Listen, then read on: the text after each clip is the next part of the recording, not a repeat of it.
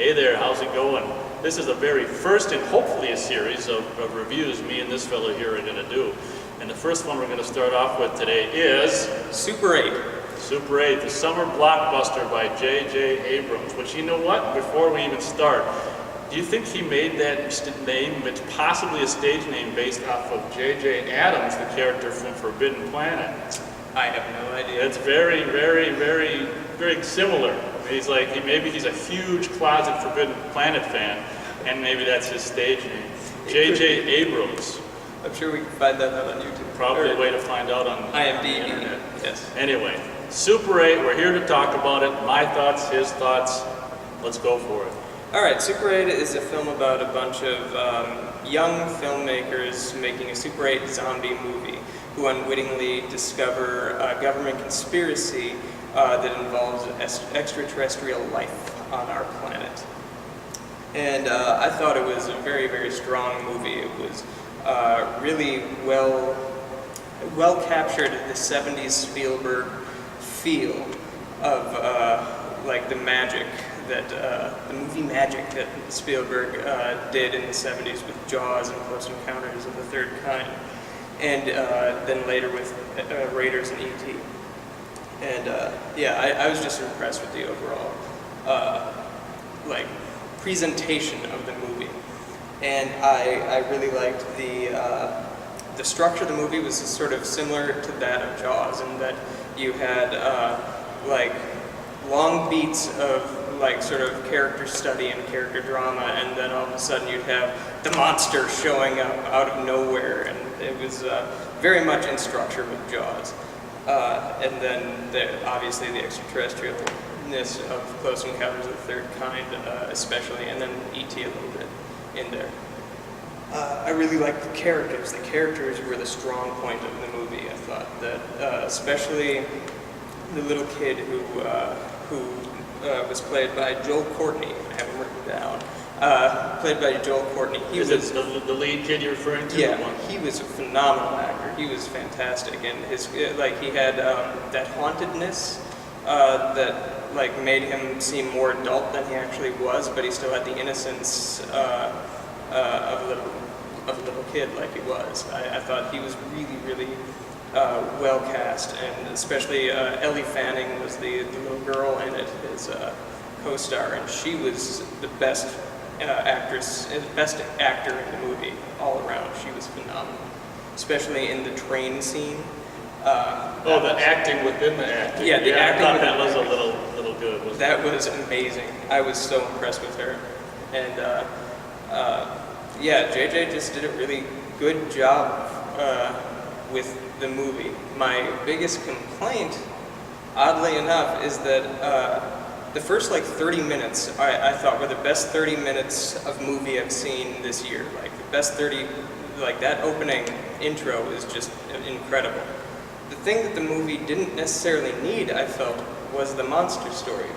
Like I thought all the monster stuff was done really well, but it didn't necessarily need to be there. I thought it would have been just well enough following these student filmmakers. When I walked out of the damn theater, that thought was on my head.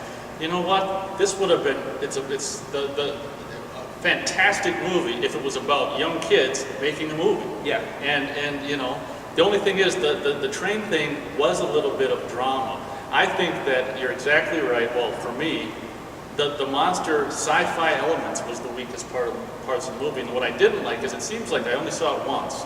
And it seems like there was probably three. They usually go with three. It's a good number to do things. 3 scenes of the unseen monster wreaking havoc, loud, boom, bam, bing. And it's just like, you know, if you do one unseen, you should maybe show up little. I don't know if they did. I don't think they did. And the second one shows something. It seemed like there were 3 of them, you know, within the first half part of the movie or whatever, that all this loud monster doing something, but we don't see anything. And it's just like to the point where, well, what the, you know, and then they finally show it, and come on, it's just one of them Amblin, you know, Steven Spielberg 21st century kind of, you know, like the remake of War of the Worlds kind of thing. It looked like the alien from Cloverfield, honestly. Oh, right. It flat out looked like the Yeah, alien right. in Cloverfield, or the one that was attacking Kirk on the snow planet in Star Trek. Everything, yeah, alien, you know, J.J. Abrams He has one has alien. this one alien in his mind, and it's used in all of his movies. So, Yeah, I was interested to see. This is the first time on camera that I knew what he had to think about Super 8, and it's kind of cool that it's not very fun. We can't really fight, you know, so I guess it's not fun for that aspect. But yeah, it was the exact same thing. Like the first shot, did the same guy do the music as Star Trek? Yeah, that was my other negative, was the music. I thought the music itself was fantastic, but what made the Spielberg movies, especially in the 70s and 80s, rock so hard was that the score would just fly and would take the movie away. Whereas in this, every time that, like, Michael Giacchino, that's the composer, every time he started building something, Abrams would cut in with a big monster attack, right, music would drop, and then you'd hear the sound effects, and the sound effects were really, like, I mean, well done, as good as sound effects can sound, but, like, the score is what moves those movies. Jaws, the score, like, when the shark is there, is pretty much non-stop, except for the we're going to need a bigger boat scene. That's pretty much the only part where the score doesn't settle in there. Yeah, I gotta add that, you know, first of all, when all the 15 minutes of previews and commercials and everything were over, and the actual Paramount logo came up, the music, I'm like, well, this is probably the Star Trek guy music. And the first thing I want to say, this is kind of a spoiler. This is a spoiler. I'll probably put that on the description, spoiler or whatever, maybe. That the opening shot, I mean, you know, Super 8 is a perfect example of an opening shot. The first shot of a movie can be so telling and delicate. When that opening shot happened, that push-in on that sign at the Steelworks, and it said, I don't know how many days, it was over a year, 300, whatever, since our last accident, and the guy's taking off and he puts one. It almost makes you freaking start to cry. Yeah, the first shot. So and I was like, this is the first shot.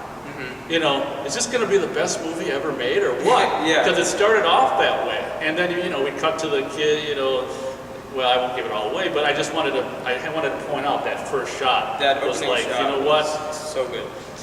Crazy. And yeah, you know, me growing up with E.T., Close Encounters, and Jaws, it was very much, you know, I could definitely say that, yeah, this movie captured that feel of the late 70s, which was really cool. The only thing, you know, what would have made it perfect is like John Williams in there doing something retro himself. You know, that would have been like crazy, which wouldn't have even been impossible seeing as how Steven Spielberg was attached to the project. I think Giacchino is a good choice because I think, in all honesty, he's like the up-and-coming John Williams. Yeah, in a way. He's very, very good. Every score he's done has just been incredible. And he's won an Oscar already at a rather young age. Just let him go with it, though. That was my problem. The other thing that I had a little bit of a problem with was that, like, they were going for the Spielberg feel, and they captured it for the most part. But the one thing that all Spielberg's movies have connected to them is the sense of wonder, and that was lacking in the movie. Yeah. Like, he has two themes that go throughout all of his movies, and that's obsession and wonder. This definitely had the obsession side, and it had it and it utilized it well, but the wonder was just sort of absent up until the last, like, maybe 10 minutes. Well, yeah, but that was such phony baloney wonder because it's not slowly built upon in the movie, and it's kind of like, here's the wonder that we didn't give you the whole rest of the movie, here it is. It's just like you can't get pulled into, like, instant wonder. You have to kind of evolve over time, like E.T. and Elliot, and this kind of slow connection throughout the movie. Instead, what happens is the movies is the kids, and this is what they're doing, they're making a movie, and then this is what's happening with the alien, and then they come together in the last, like you say, 10 minutes, and it's like, oh boy, you know, and the monster's all mad, and I think that kid, the monster like hold him up or something like that, and the kid's like, I don't know what he did, but he quieted the beast.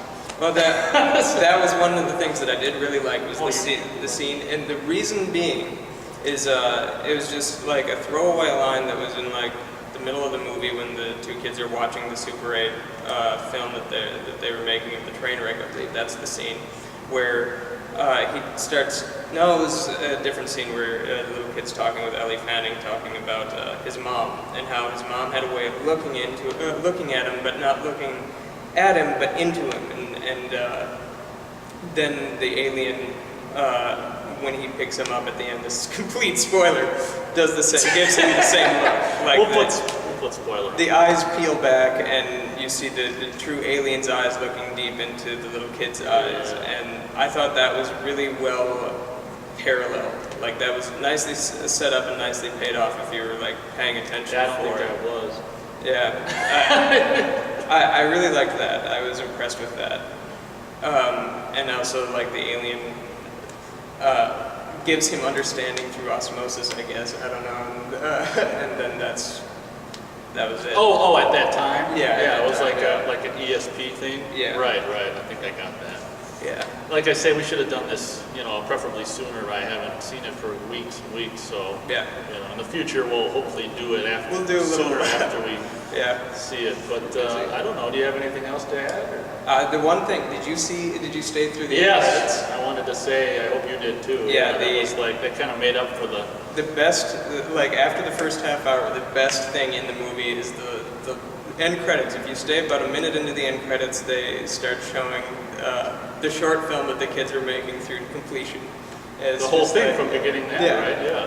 And So it's- as the credits are rolling on this side, the Super 8 movie is playing throughout the entire credits, I Yeah, think, on pretty the much, side. yeah.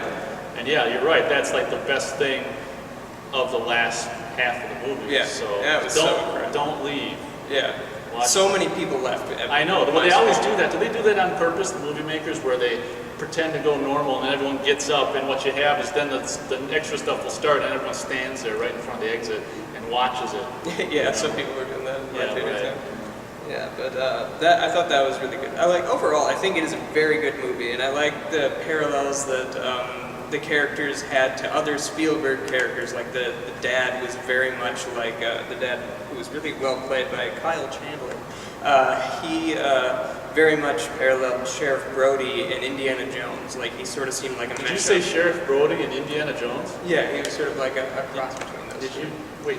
Oh! I thought I thought you Sheriff Brody from Indiana Jones. I was like No. No, he was like a cross Sheriff Brody between those two. and Indiana Jones. Yeah. Okay, gotcha. And I thought he was really good. The little boy had like echoes of Elliot and stuff like that. Like, I thought the characters were really well developed. The plot was really good up until the alien stuff. I And know, alien it's stuff just- was very good. It just didn't need to be there. I know, isn't that something? Yeah. Yeah, it would have been an amazing movie. Call it Super 8. Take out the alien stuff. It would have been this amazing, heartfelt kind of just whatever, drama and comedy about just kids. And I think that, I don't know. It's just too bad. It'd be nice if, like, in the Blu-ray version or something, there'd be an option to take out the aliens, and it'd be just such a great movie. I don't know if that's gonna happen though. Well, like Final Destination 4 DVD or something's got to make your own movie, stupid feature. I don't know how it works, yeah. but you can do the same thing. Yeah. Super 8, make your own movie. But I don't know how. I don't want to overrun it. So what do you say? Wrap it up. What do you give it on Starridge? I'd give it 3.5 out of 4. Like, I think it is a really, really good movie. One of the better ones of the year. It had its problems, but I mean, overall, it still left me with a good feeling at the end of the day, and it's one that I'd see again. I probably will get on DVD or Blu-ray. Yeah, I'd have to say crap. I don't know. I guess to me, even though I'd have to go with 2.5 because the important stuff was so. Just because the good stuff was so good, I kind of give it less points because they should know better to balance it out. Yeah. So, the good stuff, don't get me wrong, the good stuff is so good. The kids and the story with, the kid getting to know the teenage girl and all this and that is just beautiful. But I'm just going to give it 2.5 because the inability to realize what they had in a better melded or just get rid of the alien stuff altogether. Yeah. So there we go. If you're all finished, there we go. It's a review of Super 8. And I'm Nate and he's Matt. and we're out of here.